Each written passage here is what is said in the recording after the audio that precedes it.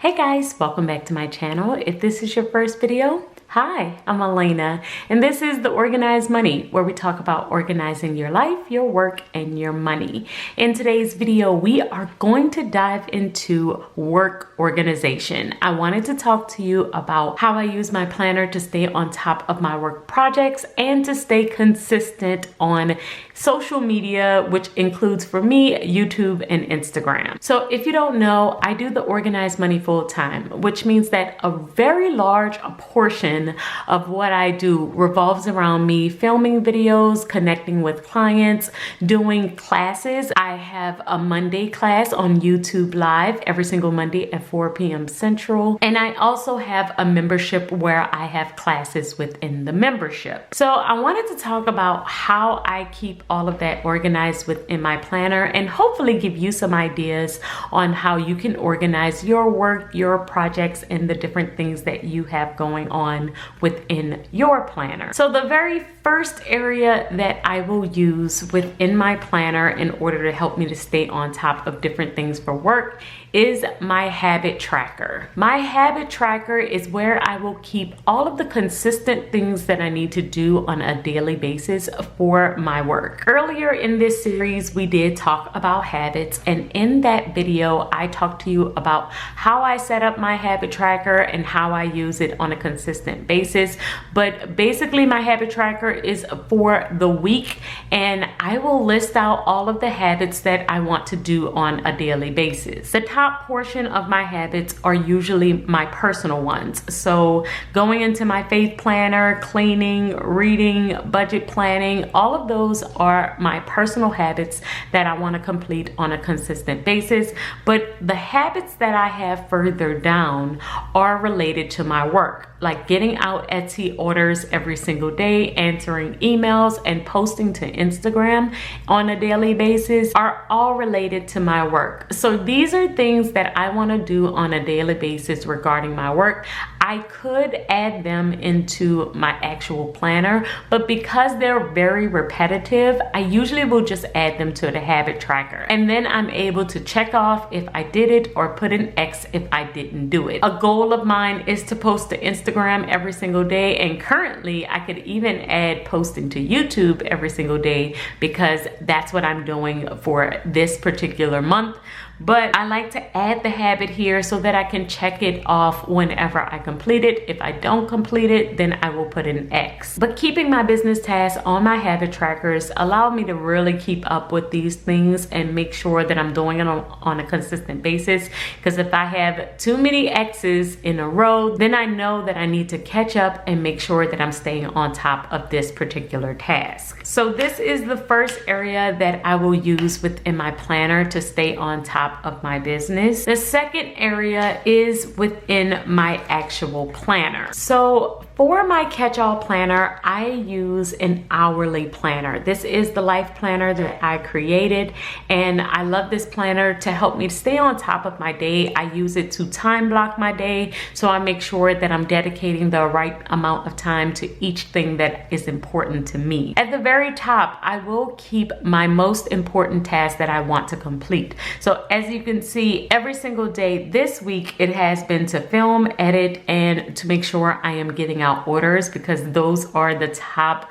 3 most important things that's going on in this particular season. The month of December is extremely busy for me, and it is very dedicated to my work because we are doing Vlogmas and I am trying to get out orders, trying to get y'all planners out before the end of the year so that you have them for January. So this is just a very, very busy time. So I like to mark off at the very top that those are the top tasks that I am trying to complete.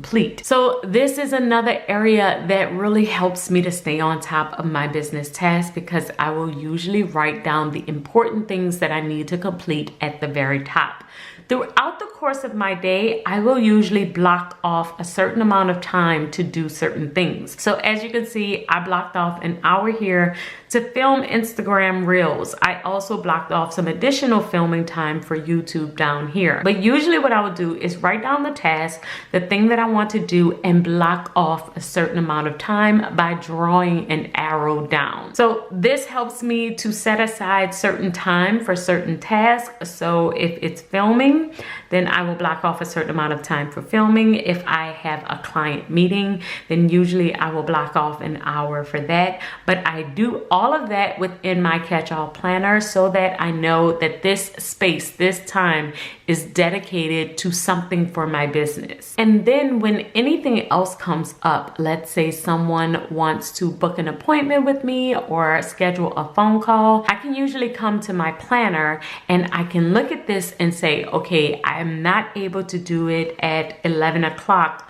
on a Wednesday because I have a client meeting, or I need to do some filming from 12 to 2, so I'm not able to do it on this particular day. This really allows me to see how much time I have available, what's currently blocked off, what needs to be done by a specific time, and what important tasks I already have scheduled. I'll have the important tasks, the important things that I need to do at the top, and then I will take that important task and write it down on my schedule and block off a certain amount of time for that task. Now, it's not to say that it's going to happen every single day, because for instance, on Wednesday, I had scheduled to film, but I didn't get to film because I had other things that came up during this time. I had to do a meeting with a client. If it's in red, then that means it was an impromptu meeting. So I didn't have it scheduled, but it's something that I needed to do. So I took away from my filming time to do this instead. So just because I have it at the top doesn't mean that I do it, but I do like to schedule it out because I am more likely to do it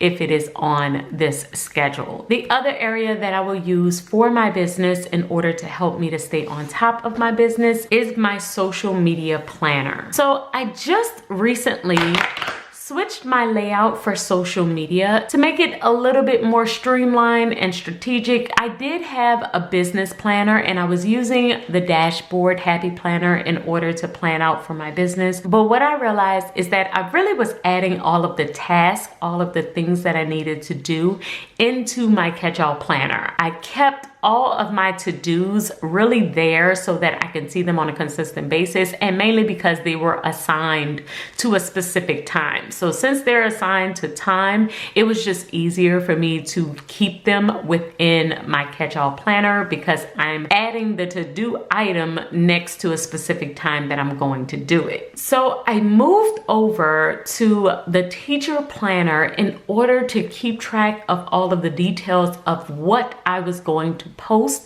to social media. So as you can see, I have 5 categories here. I have things I'm posting to YouTube, to Instagram Reels, my Instagram posts, Twitter, and Facebook. And the way that I have organized this, I have decided what videos I am going to post throughout the course of the week, and I've added that in the top column. Then with Reels, since Reels are so huge on Instagram right now, I am planning to post a Reel every single day. So I have that listed here. My Instagram posts, be it a quote or a picture, I have that listed here. And then I have some organization quotes that I may want to post to Twitter, so I have those here. And sometimes I will take the same quote and post it to Instagram as well. And then the last one is what's going on Facebook. So I have a couple of Facebook groups, and it could be my membership group or it could be just my organized money group, and I want to post there consistently as well. So I have it listed here what I want to post there. But having this scheduled out to where I have what's going to post on each day of the week makes it much easier for me to film. So I have on my schedule that I am going to film, right? So I say I'm going to film from 12 p.m. until 2 p.m. So this is just telling me that I am going to film, but it doesn't tell me exactly what I'm going to film. So I can flip to my social media section, and then I can see, okay, on this day, you need to film a YouTube video on how to organize your life. You also need to film a social media planner setup because that's going to be an Instagram reel. And this allows me to see what's coming up, and I could possibly even film additional videos for different things that's coming out throughout the rest of the week. I really try my best to film at least 2 or 3 videos on the same day so I can be ahead of myself. This also allows me to post the schedule. I usually will post my video schedule, what's coming out, so that you all know what is coming out for the week. And that usually hits my Instagram on a Sunday. So I will tell you what's coming out this week on YouTube. But planning it out here allows me and helps me to kind of stay on top of the different things that I have, and it allows me to have that schedule that's prepped and ready for you all and able to be posted on a Sunday. So if you aren't on social media for your work, you may not need to do this specific schedule, but you could have other projects or other things that's going on with your 9 to 5 that this system could possibly help you with. So for example, if I had a 9 to 5, this box could possibly be my admin things that I need to do, any big projects that I am currently working on, any emails or follow-up that I might need to possibly do, upcoming tasks or things that's coming up in the next month, and possibly in other sections. So that's just another way to think about it. If you do have a 9 to 5, how you could possibly do this exact same setup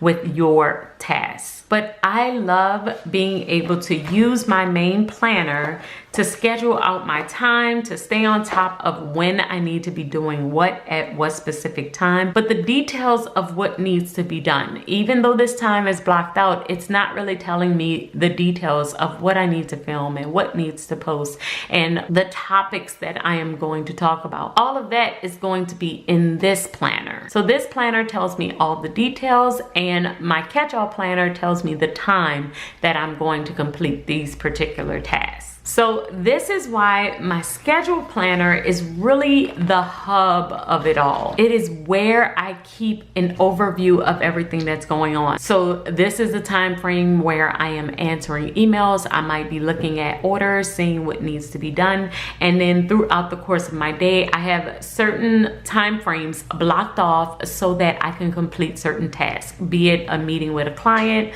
a class that I need to teach, or possibly filming. And when it comes down to the details and the different things that I need, I will come here to look at everything, look at the details, and be able to complete the scheduled things that I have in my catch-all planner. So guys, I hope that this video has helped you if you are looking for ways to stay organized at work and perform your best. I hope that you can apply these tips and it will help you for the new year. And if you want more tips on how to get organized, make sure that you check out my new membership called the Organize You. Over on the Organize You, we have weekly classes. We also have a monthly book club, and we do member audits where we discuss their personal budget and their personal planning system. If you want more information on the Organize You, make sure that you check out the description box, and I will see you all in tomorrow's video. Until then, keep organizing your life so that you can achieve your dreams.